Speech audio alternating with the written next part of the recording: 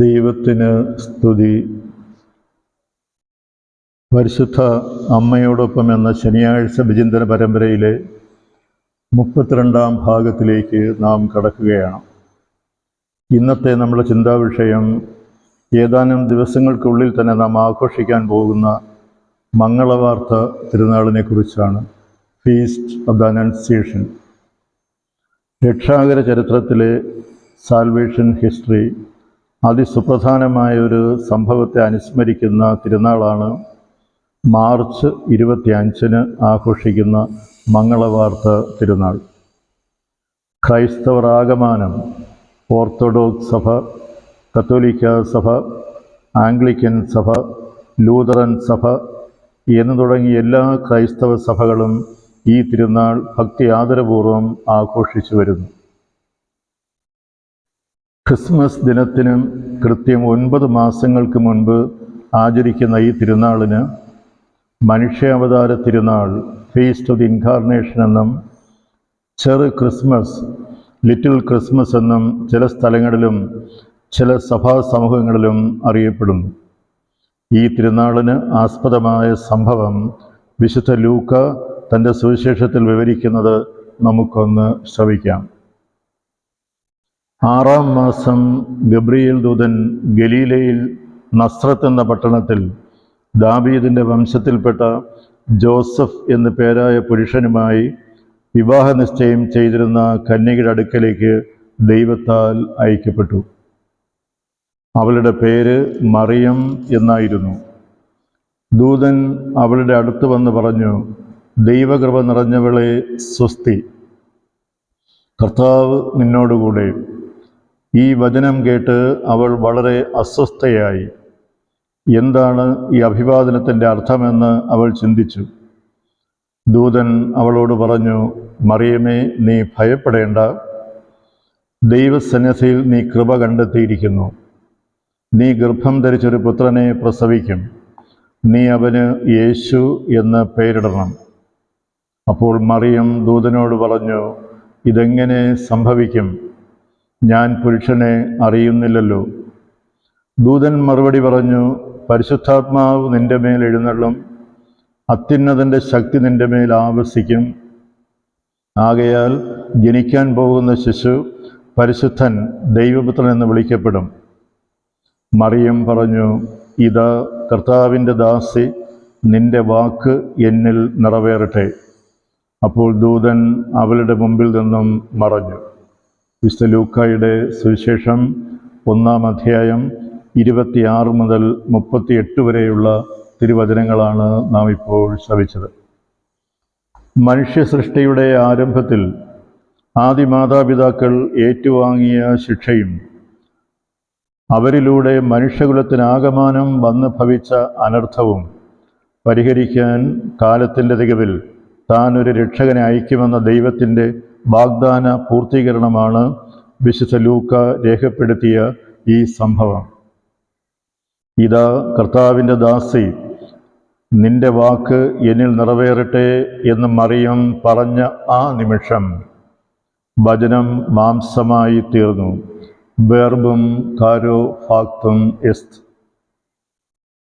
അത്ഭുതങ്ങളുടെ അത്ഭുതമെന്ന് വിശുദ്ധ Thomas Aquinas വിശേഷിപ്പിക്കുന്ന ആ മഹാ അത്ഭുതം അപ്പോൾ സംഭവിച്ചു. നിത്യപിതാവിൻ്റെ മാറിൽ നിന്ന് ഏകജാതൻ മറിയത്തിൻ്റെ ഉദരത്തിലെത്തി. ഇതാണ് ആ അത്ഭുതം. അൽഫോൺസ് ലിഗോരി ഈ സംഭവത്തെ വിശേഷിപ്പിക്കുന്നത് ഇപ്രകാരമാണ്: മറിയത്തിൻ്റെ സമ്മതപ്രകടനത്തിലൂടെ സ്വർഗം ഭൂമിയിലേക്ക് വന്നു, ഭൂമി സ്വർഗത്തിലേക്ക് ഉയർത്തപ്പെട്ടു. മംഗളവാർത്ത സംഭവത്തെ നമുക്ക് ഏതാണ്ട് ഇങ്ങനെ സംഗ്രഹിക്കാം. മനുഷ്യരക്ഷയ്ക്കായി സ്വപുത്രനെ ലോകത്തിലേക്ക് അയക്കാൻ തീരുമാനിച്ച ദൈവം പ്രിയപുത്രനു വേണ്ടി ഒരു കന്യകാ മാതാവിനെ തിരഞ്ഞെടുത്തു. അവർണ്ണനീയമായ കൃപകളാൽ അവളെ സമ്പന്നയാക്കി. സകല സൃഷ്ടികളെയും കാൾ അവളെ അവിടുന്ന് ഉയർത്തി. തിരഞ്ഞെടുക്കപ്പെട്ട മറിയത്തിൻ്റെ സ്വതന്ത്രമായ സമ്മതം നേടാൻ ദൈവം തീരുമാനിക്കുന്നു. തിരഞ്ഞെടുപ്പ് അറിയിക്കാനും സമ്മതം നേടാനും ദൈവം തൻ്റെ ദൂതനെ ഗബ്രിയേൽ മാലാഖയെ മറിയത്തിൻ്റെ അടുക്കലേക്ക് അയക്കുന്നു. ദൂതൻ സന്ദേശം കൈമാറുന്നു.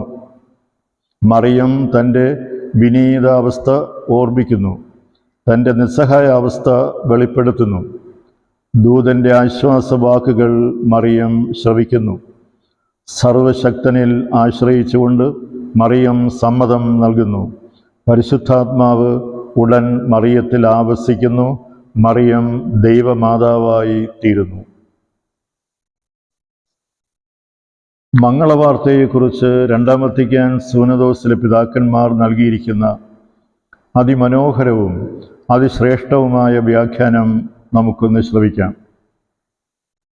മരണം ഒരു സ്ത്രീയുടെ സഹകരണത്താൽ ഈ ലോകത്തിലേക്ക് കടന്നു വന്നതുപോലെ ജീവൻ്റെ പുനഃപ്രാപ്തിയും ഒരു സ്ത്രീ സഹകരിക്കുക ഉചിതമായിരുന്നു. അതുകൊണ്ട് മനുഷ്യാവതാരത്തിന് മുൻപ് തന്നെ മുൻകൂട്ടി തിരഞ്ഞെടുക്കപ്പെട്ടിരുന്ന മറിയത്തിൻ്റെ സമ്മതം നേടാൻ കാരുണ്യവനായ ദൈവം തിരുമനസ്സായി. ജനനത്തിൻ്റെ ആദ്യ നിമിഷത്തിൽ തന്നെ അതുല്യമായ വിശുദ്ധിയുടെ ശോഭയാൽ അലങ്കൃതയായ നസ്രത്തിലെ ഈ കന്യകയെ ദൈവത്തിൻ്റെ കൽപ്പനയാൽ മാലാഖ പ്രസാദവരപൂരിതേ എന്നാണ് അഭിസംബോധന ചെയ്തത്. അവൾ ദൈവത്തിന് പ്രത്യുത്തരം നൽകി, ഇതാ കർത്താവിൻ്റെ ദാസി, നിന്റെ വാക്കുപോലെ എന്നിൽ ഭവിക്കട്ടെ. അങ്ങനെ ദൈവത്തിൻ്റെ വചനത്തിന് വിധേയായിക്കൊണ്ട് ആദത്തിൻ്റെ പുത്രിയായ മറിയം ക്രിസ്തുവിൻ്റെ മാതാവായി തീർന്നു.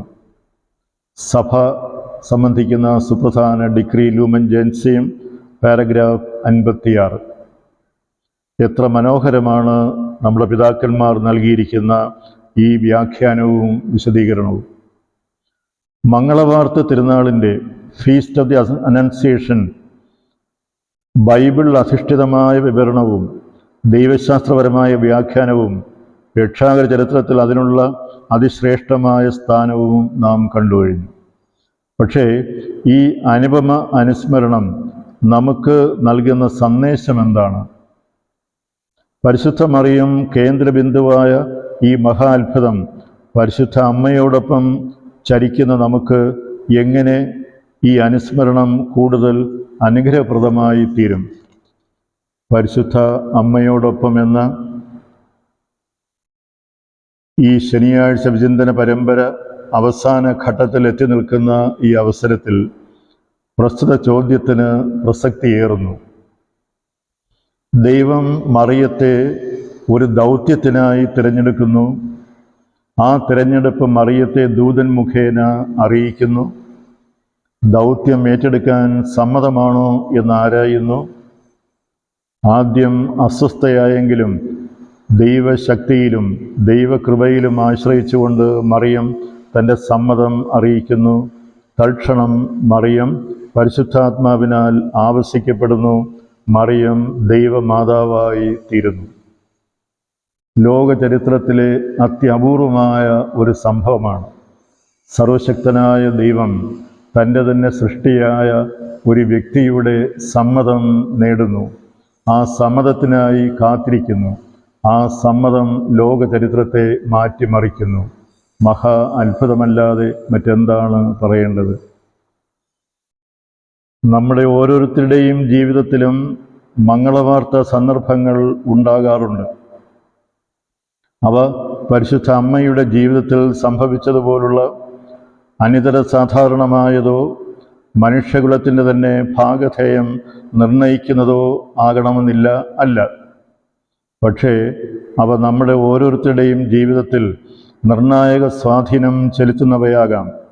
നമ്മുടെ ഭാവി ഗതി നിർണയിക്കുന്നതുമാകാം. നമ്മുടെ ഓരോരുത്തരുടെയും ജീവിത അന്തസ്സ് തിരഞ്ഞെടുക്കുന്നതും ജീവിത പങ്കാളിയെ തിരഞ്ഞെടുക്കുന്നതും പ്രൊഫഷൻ ജോലി തിരഞ്ഞെടുക്കുന്നതും പാഠ്യവിഷയം തിരഞ്ഞെടുക്കുന്നതുമെല്ലാം ഇക്കൂട്ടത്തിൽ നമുക്ക് പരിഗണിക്കാം. അടയാളങ്ങളിലൂടെയും അത്ഭുതങ്ങളിലൂടെയും ദൈവം ചിലപ്പോൾ നമ്മെ നയിക്കും.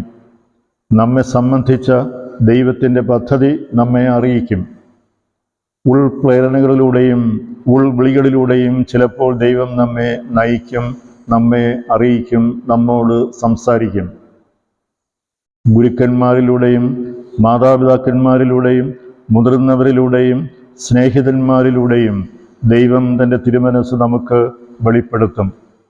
പലപ്പോഴും നിസ്സാരരെന്ന് നാം കരുതുന്നവരിലൂടെയും നിസ്സാരം എന്ന് നാം തള്ളിക്കളയുന്ന സംഭവങ്ങളിലൂടെയുമാകാം ദൈവ തിരുമനസ് വെളിപ്പെടുന്നത്. എന്തു തന്നെയായാലും ദൈവഹിതം, ദൈവ തിരുമനസ് എന്താണെന്ന് തിരിച്ചറിഞ്ഞാൽ, വെളിപ്പെട്ട് കിട്ടിയാൽ വിനയപൂർവം അത് സ്വീകരിക്കുക. മറിയം ചെയ്തതുപോലെ. ദൗത്യം എത്ര ദുഷ്കരമാണെങ്കിലും അത് ദൈവത്തിൽ നിന്നുള്ളതാകയാൽ ആ ബോധ്യത്തിൽ സർവശക്തനെല്ലാം അർപ്പിച്ചുകൊണ്ട് മുന്നോട്ട് പോവുക. പരിശുദ്ധ മറിയം അതാണല്ലോ ചെയ്തത്. അതാണ് പരിശുദ്ധ മറിയം നമുക്ക് നൽകുന്ന മാതൃക. മംഗളവാർത്താ സംഭവം അനുസ്മരിക്കുമ്പോൾ ആ മഹാ അത്ഭുതത്തിൻ്റെ കേന്ദ്രബിന്ദുവായ പരിശുദ്ധ മറിയത്തിൽ നാം കാണുന്ന സമുന്നത ഗുണങ്ങൾ വിശ്വാസം, വിധേയത്വം, വിനയം എന്നിവയാണ്. ദൈവപരിപാലനയിൽ അചഞ്ചലമായ വിശ്വാസം അർപ്പിച്ചുകൊണ്ട് ദൈവ തിരുമനസ്സിന് സമ്പൂർണമായി വിധേയമായിക്കൊണ്ട് വിനയത്തോടും എളിമയോടും കൂടെ ദൈവം നമ്മെ ഏൽപ്പിക്കുന്ന ഓരോ ദൗത്യവും നമുക്ക് ഏറ്റെടുക്കാം. ദൗത്യ നിർവഹണത്തിലെ പ്രതിബന്ധങ്ങൾ നമ്മെ തളർത്താതിരിക്കട്ടെ. പരിശുദ്ധ അമ്മയുടെ കൈപിടിച്ച് നമുക്ക് മുന്നേറാം. സുനിശ്ചിതമായ വിജയത്തിലേക്ക് പരിശുദ്ധ അമ്മ നമ്മെ നയിക്കട്ടെ. ആമേൻ.